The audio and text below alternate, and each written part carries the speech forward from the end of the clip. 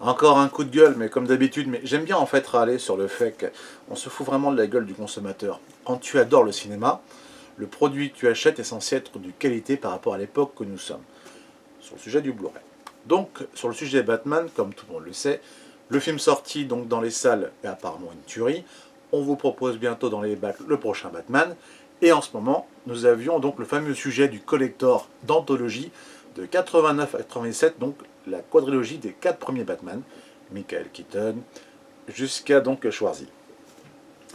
La version Batman Collector de cette version 2009, donc pour la qualité audio en 5 points avec le home cinéma, réellement une tuerie. Je m'étais dit, vu que maintenant sur l'heure du Blu-ray, on nous proposait un petit côté remaster du sujet, pareil avec une meilleure qualité visuelle, je m'étais dit, vu le prix, je me suis laissé tenter. Voyez-vous, j'ai fait l'acquisition de la version 2020 de ce coffret à la Fnac. Un Blu-ray, comme tout le monde sait, c'est censé être du 1920 en termes de résolution et qui s'ensuit. Alors, visuellement, c'est aussi la même forme que ça, sur le plan visuel. Il n'y a aucun changement. Donc déjà, à l'heure d'aujourd'hui, c'est que je vais me faire un remboursement pour ça, parce que je trouve que c'est un foutage de gueule. Mais là où c'est le plus beau, c'est que sur un BR, on peut faire donc un 5 points comme la version DVD, voire un 7 points surround. Encore une ultra qualité audiovisuelle cinématographique avec un putain de cinéma chez soi. Et bien c'est là où justement l'escroquerie elle est magnifique, c'est que pour cette version, la version anglaise est uniquement en 5 points et les versions françaises en 2 points stéréo. Un Blu-ray en 2020.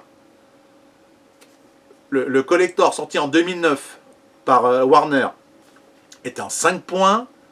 Vous faites le Blu-ray, la même compagnie, en 2 points. Et on se fout de la gueule de qui, en fait, à ce niveau-là, putain, sans déconner. Moi, je trouve ça, mais complètement aberrant. Donc, très sincèrement, ben, moi, je vais te demander à me faire rembourser du produit, parce que je trouve que c'est un foutage de gueule. Parce que, moi, je suis désolé, mais un truc que j'ai depuis plus de 10 ans, j'ai une qualité audio qui tue comme pas possible. L'audio de l'époque, elle est monstrueuse, elle est magnifique, rien à dire, à part bon l'âge sur le plan graphique, quoi, c'est tout. Mais je me suis dit à ce moment-là, oh, le Blu-ray, ça peut le faire, et puis en même temps, vu que c'est une œuvre quand même, enfin c'est un culte, les premiers Batman, comme le tout dernier qu'il y avait eu pour la trilogie. Donc quand tu les adores, cette période-là, forcément, tu te dis, oui, bah oui, tout à fait, bien sûr. Mais je me dis, vous vous foutez de la gueule de qui de plus en plus. En plus, on te dit, soi-disant, the true version. Même ça, j'ai envie de te dire, mais il y a un moment, les gars, qu'est-ce que c'est que cette arnaque, sans déconner. Vous vendez un Blu-ray en version 2.0 pour la France. Donc ceux qui l'ont fait n'ont même pas repris la version 5 points d'origine audio que nous avions pour nous foutre une version stéréo. On en est arrivé là. Vous achetez un produit, et encore, je ne me suis pas ruiné, parce que c'était une version à moins de 50%. À l'origine, ça coûtait 30 € le coffret. Je l'ai eu pour 12,14 à la Fnac. Je me suis dit, mais je suis allé voir le vendeur, je lui ai dit, en plus il ne marchait pas le premier, donc je suis allé le voir. Mais je trouve ça dégueulasse. J'arrive pas à comprendre qu'en 2022, il y a ça. Moi, ça me met sur le cul. Franchement, je vais vous dire, il y a des choses qui ne me plaisent pas, que je vais peut-être faire encore un peu plus en termes d'autres vidéos dans ce domaine-là. On se foutait de la gueule de certains films old school auxquels on a remasterisé avec un audio qui ne correspond pas. Et je trouve ça dégueulasse. Mais alors, la version 2.0 en audio, non mais arrêtez, là, vous avez fumé, c'est pas possible. Vous vous foutez de la gueule de qui vous vous torchez le cul avec le cul du pognon des gens qui s'amusent à acheter. Moi c'est clair, je me fais rembourser, donc je récupère mon billet, mais je trouve ça scandaleux. J'arrive pas à comprendre que le mec se dise on vous fait un produit de haute qualité pour vous vendre de la merde. Parce que déjà, sur le plan de l'audio, déjà c'était une arnaque, mais sur la qualité en niveau du Blu-ray, vous avez vu le visuel, enfin, vous faites ce remaster de le mettre, et c'est même pas respectueux, c'est même pas travaillé, c'est dégueulasse. Non, il y a un moment, Je ne sais pas très sincèrement si la vidéo peut être prise en considération par rapport à des grands de ce monde dans le plan de la Warner, s'il y a une équipe française qui peut l'entendre. Et je vais vous dire, j'ai beaucoup de films Warner. Vous vendez un produit de rêve, à savoir un film qui a été fait de manière somptueuse, du petit velours.